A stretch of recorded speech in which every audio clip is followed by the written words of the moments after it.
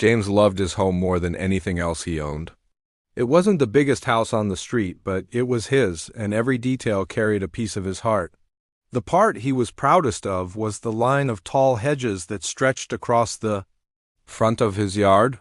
He had planted them years ago, when they were nothing more than little green shoots sticking out of the soil. Through rain, storms, and blazing hot summers, James had cared for them like family. He watered them every morning. Before work, trimmed them neatly every weekend, and sometimes sat on his porch just to admire how they stood tall, green, and full of life. Those hedges weren't just plants. They gave him privacy, shade, and a sense of peace. People walking by would often slow down to look at them, some even stopping to compliment James on how beautiful and healthy they looked, but not everyone felt the same way. Across the street lived Karen, the president of the Homeowners Association, a woman who was always looking for something to complain about. While neighbors praised the hedges, Karen frowned at them, muttering that they were too tall or too wild. James knew the truth, they followed every rule, and they were perfectly legal. Still, he could feel Karen's eyes watching whenever he worked in his yard, her glare sharp enough to cut through the sunshine. He brushed it off at first, believing that if he stayed polite and minded his business, she would eventually leave him alone. What James didn't know was that Karen had already made up her mind.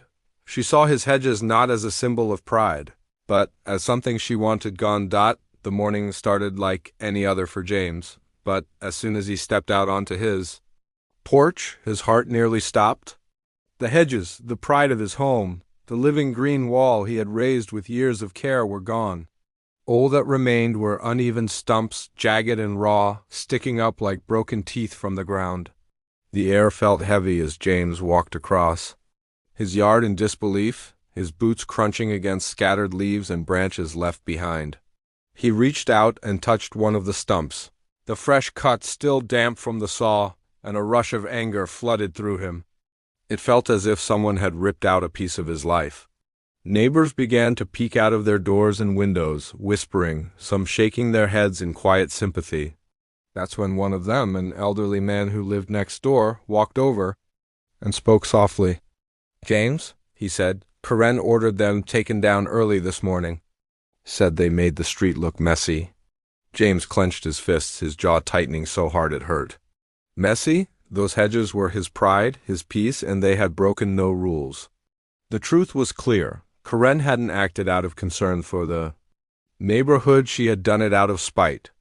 James felt the weight of humiliation pressing down on him, knowing his hard work had been destroyed in front of everyone.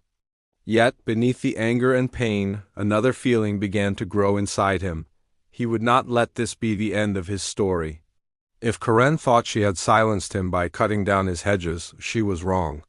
James stood tall over the ruins, and in that moment he quietly promised himself, this attack would not break him, it would make him stronger. That night, James sat at his kitchen table staring out at the dark yard, the empty space where his hedges once stood haunting him like a wound.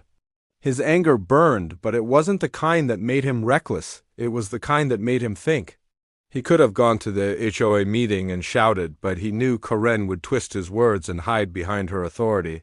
He could have filed a complaint, but the process would drag on for months, and by then the damage would still be done. No, James wanted something stronger, something permanent, something that Karen could never take away. The idea struck him as he scrolled through his phone, looking at photos of gardens and fences. If she thought she could strip away his privacy and pride, he would rebuild it, but this time with something unbreakable. The next morning, James drove to the hardware store and loaded his truck with cinder blocks, bags of cement, steel rods, and tools. When he arrived home, neighbors watched curiously as he began unloading the heavy supplies, stacking them neatly in his driveway. Some asked what he was planning, and James only smiled, keeping his vision close to his chest. In his mind, every block was a statement. Every mix of cement a promise that he would never again let someone steal what he had built. The sound of shovels scraping, blocks thudding against the ground, and cement being poured soon filled the neighborhood. Sweat rolled down his face, but he felt stronger with each motion. Day after day, as the sun rose and set, James laid block upon block, transforming his pain into determination. By the time the first row stood firm, he already knew this wall would not just guard his yard, it would guard his dignity, block by block. The wall began to rise, and with each passing day, it became more than just concrete and cement. It became a message carved into the heart of the neighborhood. At first, people slowed their cars just to watch James working, curious about what he was building. Soon, they began stopping on the sidewalk, offering him bottles of water, words of encouragement, and even an extra hand when the sun beat down too hard. Children sat on their bikes at the corner, wide-eyed as they watched the gray structure climb higher and higher like something out of a storybook.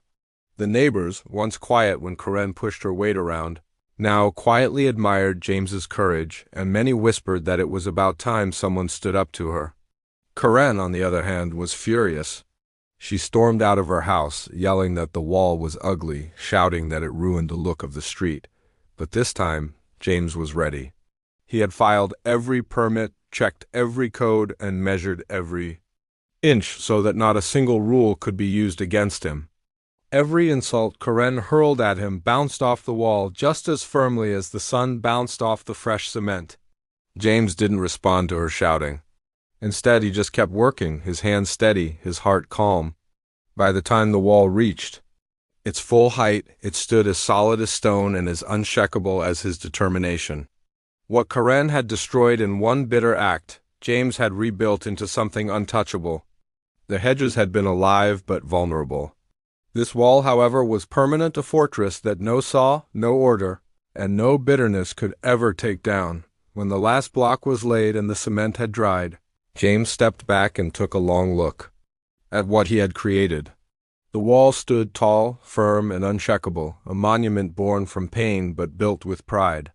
It didn't just guard his yard, it told a story, one that every neighbor understood just by looking at it. For years, Karen had ruled the street with complaints and intimidation. But now her power seemed smaller, her voice weaker, every time she tried to bark about the wall.